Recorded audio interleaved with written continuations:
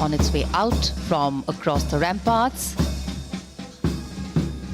And in a short while from now, the Prime Minister will address the nation from the historic Red Fort. This rare living symbol telling its own story. The place where the history of medieval India was crafted, and today it is a connect between the past and India's modern present.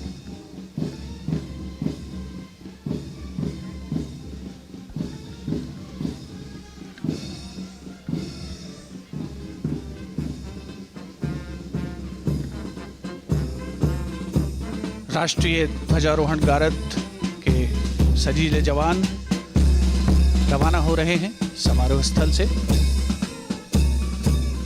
इसमें शामिल थल सेना का प्रतिनिधित्व इस बार किया प्रथम Gorkha rifles ने, क्योंकि 5वीं बटालियन जिसमें भाग ले रही थी। इसकी स्थापना 1942 में धर्मशाला में की गई थी और सभी को प्रतीक्षा प्रधानमंत्री महोदय के उद्बोधन की।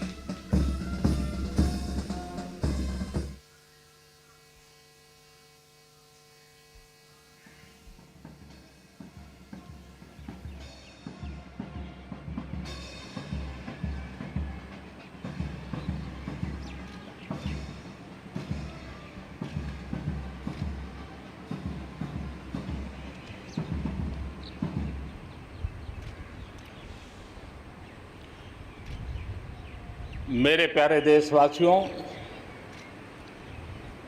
आज़ादी के इस पावन पर्व की सभी देशवासियों को बधाई और बहुत बहुत शुभकामनाएं।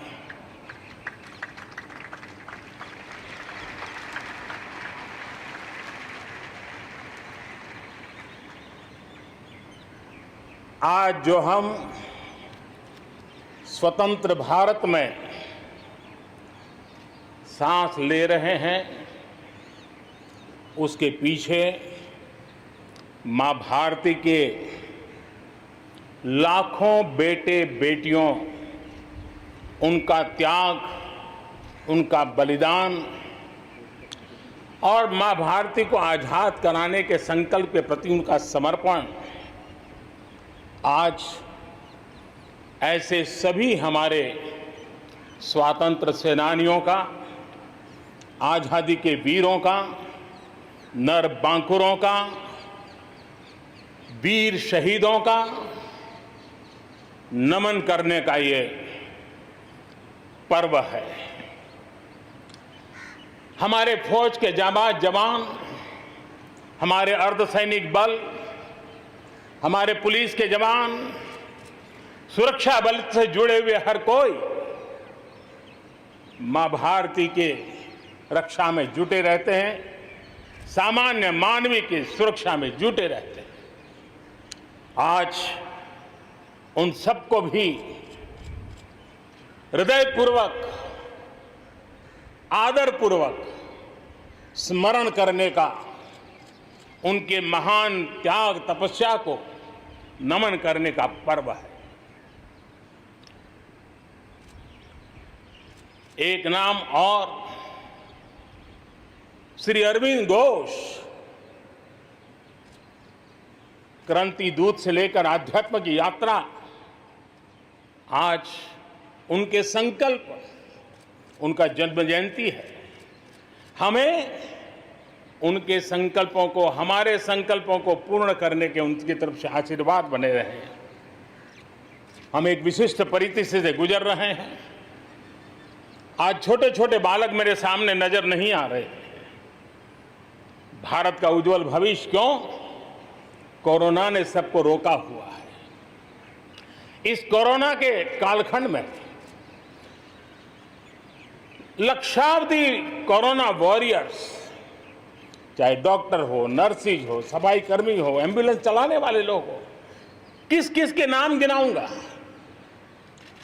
उन लोगों ने इतने लंबे समय तक जिस प्रकार से सेवा परमो धर्मः इस मंत्र को जी करके दिखाया है, पूर्ण समर्पण भाव से मां भारती के लालों की सेवा की है, ऐसे सभी कोरोना वॉरियर्स को भी मैं आज नमन करता हूं। इस कोरोना के कालखंड में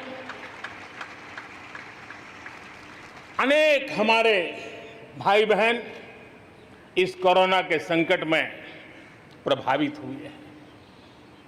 कई परिवार प्रभावित हुए हैं। कईयों ने अपनी जान भी गंवाई है। मैं ऐसे सभी परिवारों के प्रति अपनी संवेदनशीलता प्रकट करता हूं और इस कोरोना के खिलाफ मुझे विश्वास है 130 करोड़ देशवासियों की अदम्य इच्छा शक्ति, संकल्प शक्ति हमें उसमें भी विजय दिलाएगी और हम विजयी होके रहेंगे।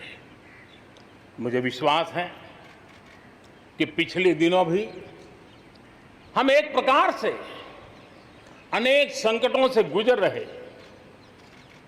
बाढ़ का प्रकोप, खास करके नॉर्थ ईस्ट, पूर्वी भारत, दक्षिण भारत, पश्चिमी भारत के कुछ इलाके, कहीं लैंडस्लाइड, अनेक दिक्कतों का सामना लोगों को करना पड़ा है।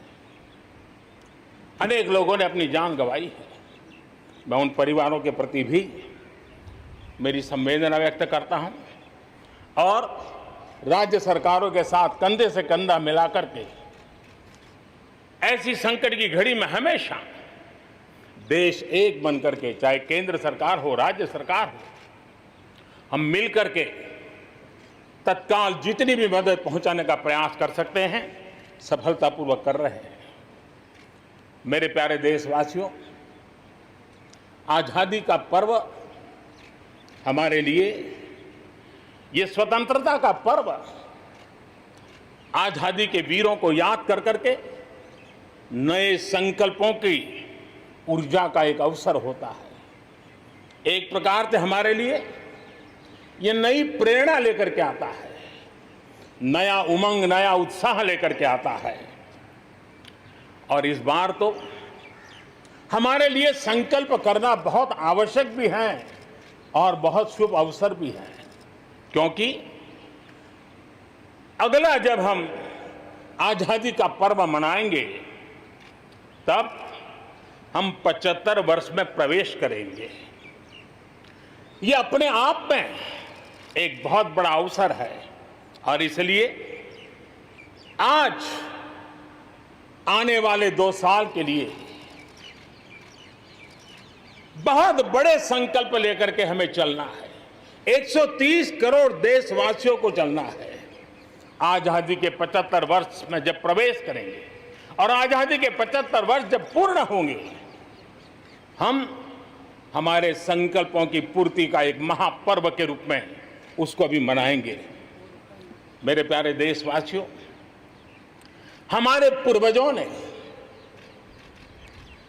अखंड एक निष्ठ तपस्या करके त्याग और बलिदान की उच्च भावनाओं को प्रस्तावित करते हुए हमें जिस प्रकार से आजादी दिलाई है, उन्होंने न्यौछावर कर दिया है।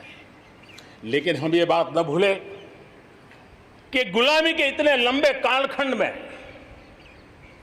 कोई भी पल ऐसा नहीं था, कोई भी क्षेत्र ऐसा नहीं था कि जब आजादी की ललक न उठी हो, आजादी की इच्छा को लेकर के किसी ने प्रयास न किया हो, जंग न किया हो, त्याग न किया हो और एक प्रकार से जवानी जेलों में खपा दी।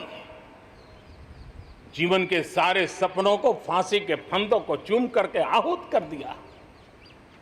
ऐसे वीरों को नमन करते हुए और फिर एक तरफ सशस्त्र क्रांति का दौर, दूसरी तरफ जन आंदोलन का दौर, पूज्य बापू के नेतृत्व में राष्ट्र जागरण के साथ जन आंदोलन की एक धारा ने आजादी के आंदोलन को एक नई ऊर्जा दी और हम आजादी के पर्व को आज मना पा रहे हैं।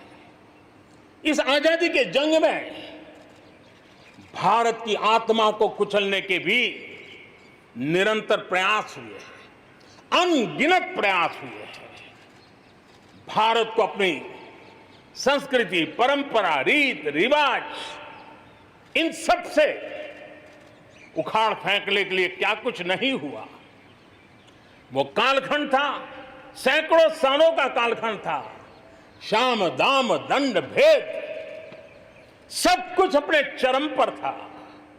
और कुछ लोग तो ये मान के चलते थे कि हम तो यावत चंद्र दिवाकरो यहां पर राज करने के लिए आए हैं। लेकिन आजादी की ललक ने उनके सारे मंसूबों को जमींदोस्त कर दिया। उनकी सोच थी कि इतना बड़ा विशाल देश, अनेक राजे रजवाड़े, भांति भांति की बोलियां, पहनवेश, खान पान, अनेक भाषाएं, इतनी विविधताओं के कारण बिखरा हुआ देश कभी एक होकर के आजादी का जंग लड़ नहीं सकता है। लेकिन इस देश की प्राण शक्ति वो पहचान नहीं पाए।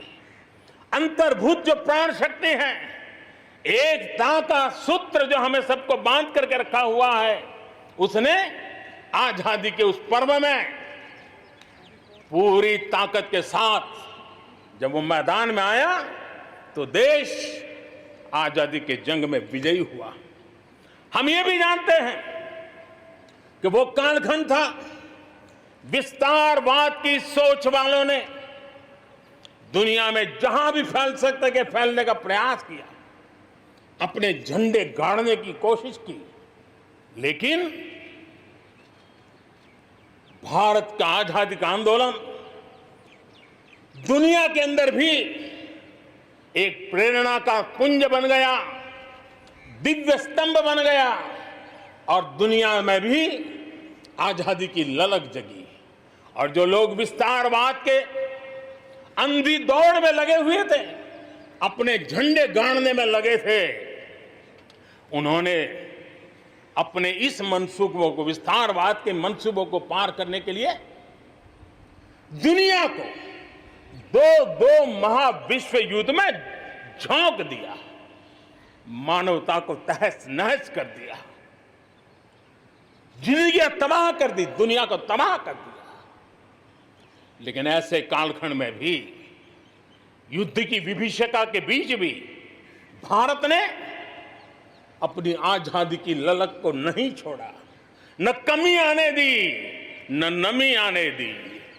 देश बलिदान करने की जरूरत पड़ी, बलिदान देता रहा, कष्ट झेलने की जरूरत पड़ी, कष्ट झेलता रहा, जन आंदोलन खड़ा करने की जरूरत पड़ी, जन आंदोलन खड़ा करता रहा।